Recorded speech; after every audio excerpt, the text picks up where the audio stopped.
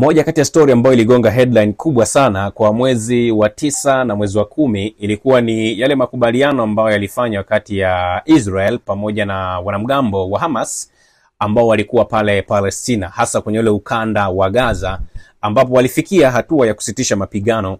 Na usitishaji wa mapigano hayo ulikuwa umepewa nguvu na Marekani, ambapo rais wa Marekani bwana Donald Trump, yeye ndiye ambaye alikuwa champion kinara wa kuhakikisha kwamba wanasitisha hayo mapigano. And by the way, stories zilitoka kwamba Hamas wamekubali kwamba watasitisha mapigano na Israel wenyewe wakasema wanasitisha mapigano, ila walikuwa wamekubaliana kwamba wabadilishane wale hostage, kwa maana ya wale mateka ambao walikuwa wametekwa kati ya pande zote mbili, kwa maana ya Israel pamoja na ule ukanda wa wanamgambo wa Hamas.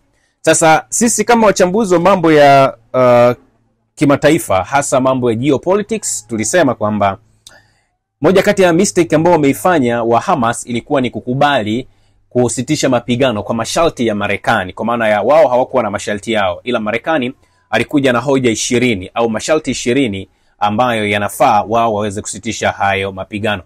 Lilikuwa ni kosa moja hatari sana. Sasa taarifa iwafikie kwamba waziri mkuu wa Israel bwana Benjamin Netanyahu ameliagiza jeshi la Israel kufanya mashambulizi makali kwenye ukanda wa Gaza. Waziri mkuu Benjamin Netanyahu amezungumza maneno hayo leo tarehe 28 mwezi wa 10 mwaka 2025 kwamba ameliagiza jeshi mara moja wafanye mashambulizi makali katika ukanda wa Gaza, hatua mpya ambao huu ni mtihani kwa makubaliano ambayo yalikuwepo ya kusitisha mapigano ambayo iliandaliwa na Marekani. Mimi binafsi nasema yale yalikuwa ni makubaliano dhaifu, kwa sababu wa Hamas wao hawakupeleka mapendekezo yao yoyote yale, ila tu waliletewa kama unavyoletewa mkataba wa baba mwenye nyumba, anakuambia bwana, nyumba yangu ni hii, basi utasaini hiki na hiki na hiki. Wewe mwenyewe kama mpangaji unashindwa kutoa condition zako kwamba bwana, nikikuta kuna hiki hakiko sawa, basi nitafanya hivi na hivi. Ndicho ambacho kilitokea huko nchini Israel pamoja na pale Palestina, hasa kwenye ile ukanda wa Gaza.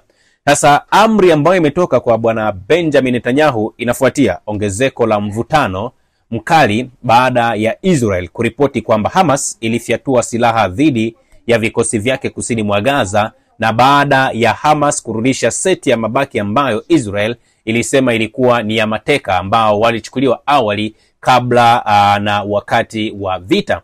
Netanyahu alielezea kurudishwa kwa mabaki hayo kuwa ni uvunjaji wa wazi wa makubaliano ya kusitisha mapigano ambayo yanamtaka Hamas kurudisha mabaki yote ya mateka wa Israel haraka iwezekanavyo. Kama ishara ya udhaifu wa makubaliano hayo, sasa maaskari wa Israel walipigwa risasi katika mji wa kusini wa Rafah Jumanne ya leo tarehe 28, na walirudisha risasi, kwa mujibu wa afisa wa kijeshi wa Israel ambaye amesema kwamba hajataka jina lake litajwe kwa sababu hilo halikuwa tangazo rasmi kutoka katika jeshi la Israel. Bado kuna miili 13 ya mateka ambayo imesalia ukanda wa Gaza. Hamas imesema kwamba imepata miili mingine ya mateka ambao walikuwa wanatakiwa kurudishwa usiku wa leo tunapozungumza, lakini kwa bahati mbaya ni kwamba tayari huyo bwana Benjamin Netanyahu ameagiza mashambulizi makali yafanyike katika eneo hilo. Na hadi hivi sasa tunapozungumza ni kwamba miili ya wanamgambo au wapiganaji wa Israel ambao ilikuwa inarejeshwa, bado imeonekana kuna changamoto ya kurejesha miili ya mateka moja kwa moja. Wamekuwa kirejesha, Hamas wamekuwa kirejesha miili mdogo mdogo kwa sababu ya kuhofia kugeukwa na watu wa Israel. Na makubaliano ambayo yalikuwa yamefikia kwa maana ya Israel pamoja na Hamas kufikia makubaliano ya kusitisha mapigano, tumeona yamepitia kwenye changamoto kufuatia ugumu wa utekelezaji wa kurejesha mateka hao. Na jambo jingine ambalo tunaliona lilikuwa ni gumu zaidi kwa Hamas, walisema wa Hamas wanatakiwa kupunguza silaha ambazo wanamiliki, na moja ya kitu kingine ilikuwa ni kwamba wanatakiwa pia kuondoa kile kikosi cha usalama cha kimataifa kilichopo Gaza, na wao wa Israel sasa pamoja na Marekani waamue ni nani ambaye wanataka alinde lile eneo la Gaza. Hamas ilisema inakabiliwa na ugumu wa kupata miili kutokana na uharibifu mkubwa uliopo Gaza, wakati Israel ikishutumu kundi la wapiganaji kwa kuchelewesha kurudisha miili hiyo kwa makusudi. Na mwisho wa wiki iliyopita, Misri ilituma timu ya wataalam na vifaa vizito kwa ajili ya kusaidia utafutaji wa mabaki ya mateka ambao wamesalia. Kazi hiyo iliendelea hadi leo tunapozungumza katika ukanda wa Khan Yunis pamoja na kule Nuseirat. Hii ni mara ya pili tangu makubaliano kusitisha mapigano kuanza Oktoba 10, ambapo mabaki yaliyotolewa na Hamas yalikuwa na matatizo. Israel ilisema moja ya miili ambayo ilitolewa na Hamas wiki ya kwanza makubaliano ilikuwa ni ya Mpalestina ambaye alikuwa hajulikani. Na wakati wa makubaliano ya kusitisha mapigano Februari 25, Hamas ilidai kwamba walirudisha miili ya mateka watatu kwa maana ya Shir Bibas na wanaye wawili, lakini majaribio hayo yalionyesha kuwa moja ya miili hiyo ilikuwa ni mwanamke Mpalestina na mwili wa Shir Bibas ulirudishwa siku ambayo ilifuata. Na familia zenyewe zimekuwa zikilaumu. Mabaki yaliyorejeshwa yalitambuliwa na ofisi ya bwana Benjamin Netanyahu, lakini moja kati ya changamoto kubwa ambao sisi tunaiona kama wachambuzi wa masuala ya kisiasa na mambo ya geopolitics ni kwamba hii ilikuwa ni trick ambayo imetolewa au imetengenezwa na Marekani kwa ajili ya kuwaadabisha hao wa Hamas. Wa Hamas sasa hivi wanaingia kwenye kupigwa katikati ya nyakati ambazo walikuwa hawajajiandaa. Wao walikuwa wamejiandaa kwa ajili ya kurejesha miili ya wafu ambao wamefia kule vitani, lakini kwa bahati mbaya sana ni kwamba wanakutana na mashambulizi ambayo yamepewa amri na rais na waziri mkuu wa Israel bwana Benjamin Netanyahu. Na kama mabadilishano kutokana na mateka waliofariki 15 walirudishwa kutoka Gaza tokea makubaliano kusitisha mapigano yalipofikia, na Israel ilirudisha miili isiyopungua 195 ya Wapalestina. Mateka 20 wa mwisho waliopo wakiwemo waliorejea Israel mwanzoni mwa makubaliano, na kwa mabadilishano hayo Israel ilikuwa imechangia takribani wafungwa 2000 wa Kipalestina ambao walikuwa wameachiliwa kama mateka ambao walikuwa wamekamatwa. Lakini bado haitoshi. Israel tumeona wanakiuka yale misingi ya makubaliano, kwa sababu hata leo tunapozungumza ni kwamba iliua Wapalestina watatu katika operation kwenye ule ukanda wa West Bank, ambapo mamlaka za Israel zilisema zimefanikiwa kuwaua wapiganaji wa Palestina watatu asubuhi katika operation sehemu ya kaskazini ya West Bank ambayo wanaikalia. Hatua hii inaongeza ongezeko la mgongano wa makubaliano kati ya Hamas pamoja na Israel.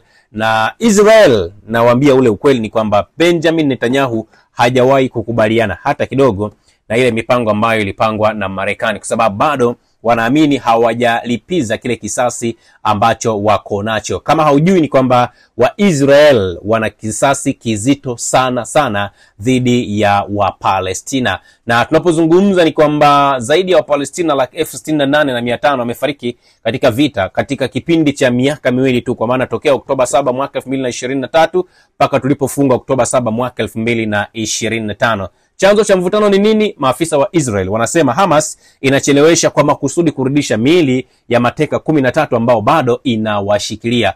Na ili mjue kwamba huu mpango ulikuwa ni mpango ambao umetengenezwa kati ya Marekani pamoja na Israel, Jumamosi ambayo ilikuwa ni tarehe 26 ya mwezi wa 10 mwaka 2025, Rais wa Marekani Donald Trump aliitaka Hamas kurejesha haraka miili ya mateka waliokufa wakiwemo wa Marekani wawili, akisema kwamba iwapo hawatofanya hivyo, mataifa mengine yanayohusika katika amani hii kubwa yatachukua hatua. Si kama mnanielewa. Kwa hiyo mnaweza mkaona hiki ambacho kimefanywa na Israel au Benjamin Netanyahu si tu kwa sababu eti Hamas sijui wamefanya nini, ila wanatekeleza lile agizo ambalo lilitolewa na rais wa Marekani bwana Donald Trump. Yani Israel ni kama remote control ambayo iko controlled na Marekani. Trump alisema baadhi ya miili ni migumu kuifikia, ndio, lakini alisema kwamba mingine inaweza kurudishwa mara moja, ila kwa sababu zilizoeleweka hawafanyi hivyo. Anasema kwa sababu ambazo hazieleweki wa Hamas walikuwa wafanyi hivyo, na aliahidi kufuatilia hali hiyo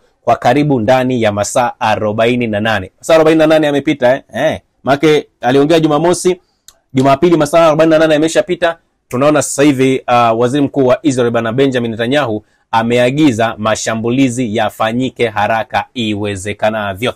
Kwa hiyo hiki ndicho ambacho kinaendelea katika ukanda huo. Yani hali ni mbaya sana. Yani hali ni mbaya na ni mbaya. And of course hiki ambacho kimetangazwa na wa Israel sio kwamba labda ni kwa bahati mbaya. Hii ni deal ya moja kwa moja.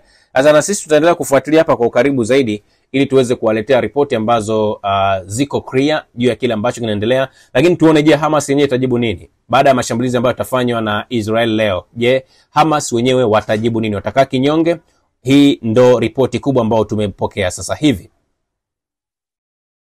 Usisahau kusubscribe, like na kubonyeza alama ya kengele.